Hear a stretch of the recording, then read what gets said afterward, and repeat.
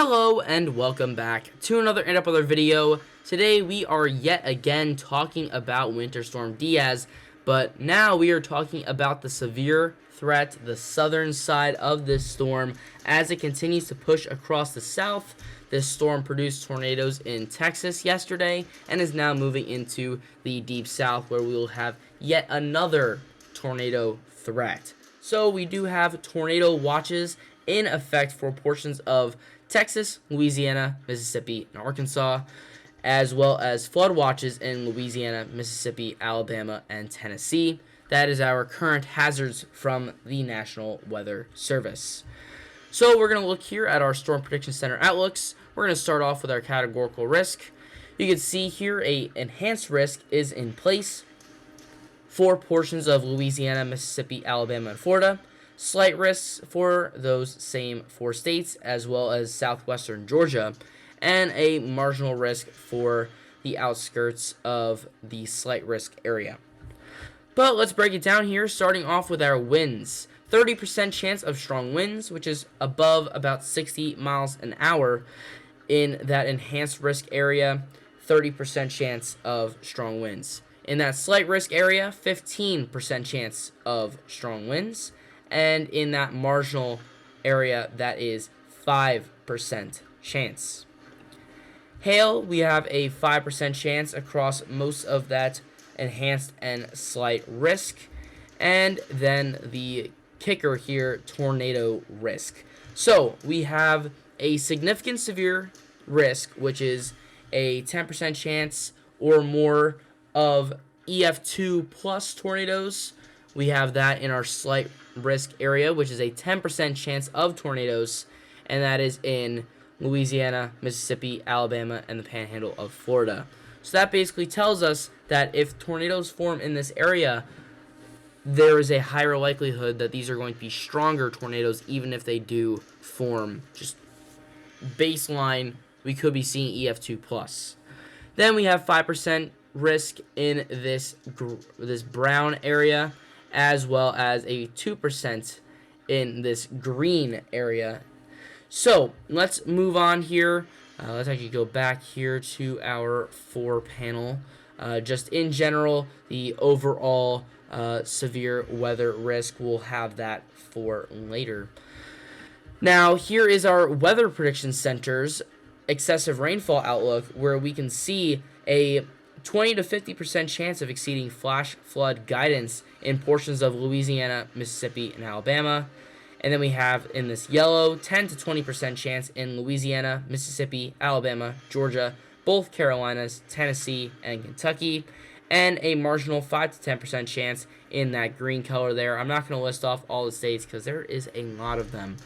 But we're going to move right on into our timing here. So here is the HRRR. And we are going to go when this video is planned on being uploaded. And this is all going to be in Eastern time, just for reference here. So subtract an hour if you are in Central time. So this is about 8 a.m. Eastern time. You can see thunderstorms moving through areas of central southern Mississippi, as well as central Louisiana. Let's just go over some of the major cities in that region. I think this is going to be south of Jackson, but areas such as Meridian, Mississippi could be in the risk there. Alexandria, Louisiana, even down into the Lake Charles area could be seeing some thunderstorms there. We also have some heavier rainfall moving through the Huntsville area, down towards Gadsden, and then the Birmingham, Tuscaloosa area as well. So let's move on here. We are going to go to, this is 3 p.m. Eastern. You can see thunderstorms moving through areas such as New Orleans and Baton Rouge, Gulfport as well, even still up towards Meridian, Tuscaloosa, and Birmingham, with that heavier, steady rainfall in areas such as Chattanooga, inching towards Atlanta, but also into that Huntsville area again. Then we're going to move on here. So this is 9 p.m. Eastern time here. So you can see that we have our line of thunderstorms moving through areas such as Mobile and Pensacola, moving up towards areas such as Montgomery, Alabama, Auburn, Alabama, Columbus, Georgia as well. And then our heavy, steady rainfall in Chattanooga, Knoxville, Atlanta, even up towards inching towards Greensville, Spartanburg, South Carolina as well. Then we're going to move on here. This is 3 a.m. Thursday morning. You can see that the severe risk is pretty settled down at this point, but you could see some thunderstorms moving through Tallahassee, up through maybe Augusta, Georgia, but that heavy rainfall persists in portions of western South Carolina, even up towards Columbia, and then into North Carolina near Charlotte. So widespread risk of thunderstorms and flooding with this system before it eventually makes its way off the coast.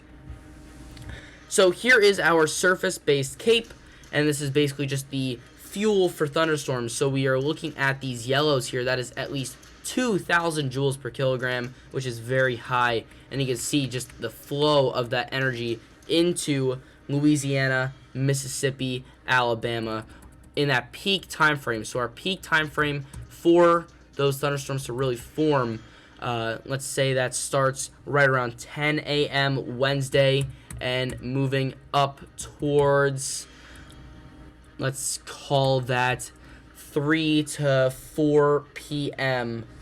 Eastern time Wednesday is your prime time for those thunderstorms to pop up and really have the energy to, blow up in the region. So the CAPE kind of settles down from there, but the energy and the ingredients are already there in that prime setup area of Louisiana, Mississippi, and Alabama. So here's our supercell composite index. This is just the chance of supercell thunderstorms to form, and the higher the number, the better the chance. So you can see that in southern Louisiana, southern Mississippi, we're up near, 10 to 20, which is fairly high. Again, it's December, so these numbers here, especially in some of these spots where we're seeing over 20, is fairly high. And that just shows the ingredients for these thunderstorms to form are really perfectly in place in this region. And then this is our significant tornado parameter. I kind of use this like the Torcon at the Weather Channel. So it's basically on a scale of 1 to 10, although this can go above 10 sometimes, but 1 to 10 is usually where this scale falls. So you can see that right now we have some areas in that 3 to 4 risk area, and then as we start to see those thunderstorms develop into Louisiana, we have even up to 4.9 there in western Mississippi, and then through New Orleans area up to a 2, but some areas could be up to a 4, and then that main line comes through where you have a consistent 2+, with some areas in that 3 to 4 range. So 3 to 4 out of 10, and then things just really blow up here. This is right around, that would be 1 p.m. Eastern time. You have some areas in that 4.6 there. That's 3.0. Some areas in general 2 to 3, widespread across southern Alabama, Mississippi, Louisiana. Then things start to die off overnight Thursday, and then we could see a little bit of activity in Florida, but fairly minimal there. Last but not least, let's talk about the total amount of rainfall that we could be seeing with this storm system. And this is where I'm going to bring back up that Weather Prediction Center. You can see this area, this swath here of that yellow. That is at least 4 inches of rainfall according to the HRRR here. And that is right in that sweet spot, that red area of that 20 to 50% chance of exceeding flash flood guidance. And you can see that right in here on the HRRR, even extending it further north, even up to Tennessee there. which the Weather Prediction Center does not do, but I would not be surprised if this does get extended to the north. But in general here, that yellow area is also going to be seeing plenty of rainfall, with many of these areas seeing at least 1.5 to 2 inches of rainfall, if not even closer to 3 inches of rainfall. So in general, the southern U.S., the southeastern U.S. is going to be receiving plenty of rainfall, which is usually now like a constant during the winter. We usually see these soakers at the end of the year, even in the beginning of the year. Late fall, early spring, we usually see just the Gulf get pumped, that moisture get pumped right into the southern U.S. And we're going to see that again here Wednesday, Thursday, and even into Friday. So let's just look back here. This is why I had the 4 panels still up. In general, the area that's going to be most at risk for severe weather is that southern Louisiana, Mississippi, Alabama area. And if we go back to our Torcon here, and we look just at, I think it's this image that really puts it into perspective here, just how widespread that area is going to be, just the favorability for severe thunderstorms and that activity. That's our 18, so let's line this all up. This area has all of the perfect ingredients for a major tornado outbreak. We have plenty of CAPE, we have plenty of energy at the surface for thunderstorms to form. We have a great chance of supercells, which are rotating thunderstorms, to form, and we have a increased chance of tornadoes to form in that region. And if we go back to the Storm Prediction Center, we have those hashed marks.